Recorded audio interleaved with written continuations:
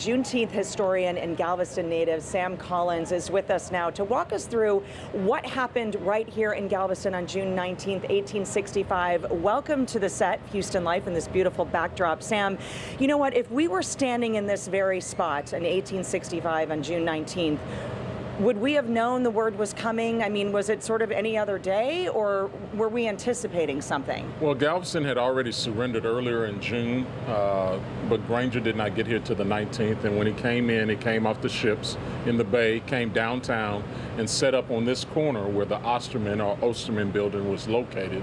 And that's where he issued General Order Number 3. Now, Granger did not write it. Major Frederick Emory wrote and signed General Order Number 3 under Granger's command.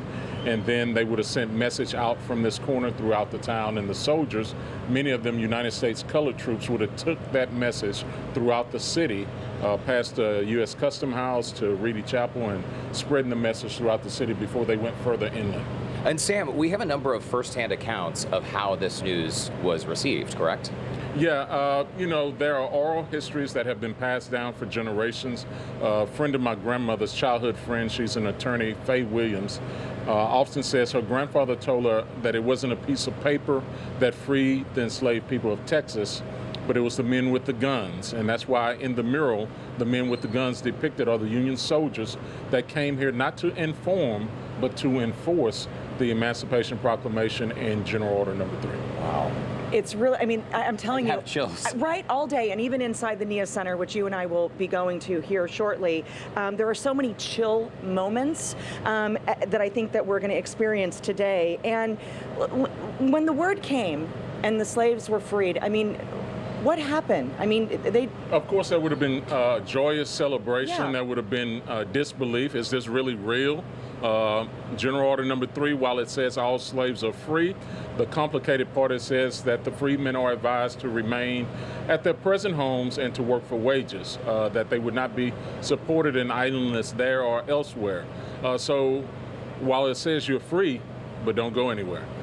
So in some cases, individuals left looking for family and trying to relocate to other locations to find family members, but many stayed and became tenant farmer sharecroppers. So there was a trail of people that left Galveston, but there are also people that came to Galveston. So this was a two-way street, so to speak. And I can imagine that for so many of these people and families, it's sort of like your life is starting all over again. You mentioned people, some of them set out to find family members, and to heartbreaking results. Many of them never were reunited with their family members. But this was also a very troubling time for a lot of people who felt like they were left with nothing. They had to start a new life.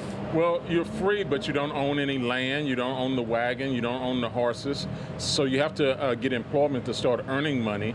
And the wonderful thing is when they begin to earn money, they begin to build homes, churches, communities. That's over 500 settlements or freedom colonies throughout Texas, identified by Dr. Andrea Roberts in a Texas Freedom Colonies project. In places like Emancipation Park in Houston, celebrating 150 years this year.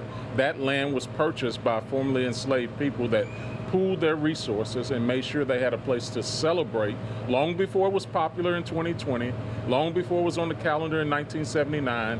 The former enslaved people and their descendants celebrated freedom and getting that message here in Galveston, Texas, the birthplace of Juneteenth. It's really incredible, and I love that you're here with us today to discuss the past, the present, and the future. Looking forward to our tour inside at the NIA Center as well. Sam Collins, we'll catch up with you in just a little bit. Do appreciate you being here today. Thank you.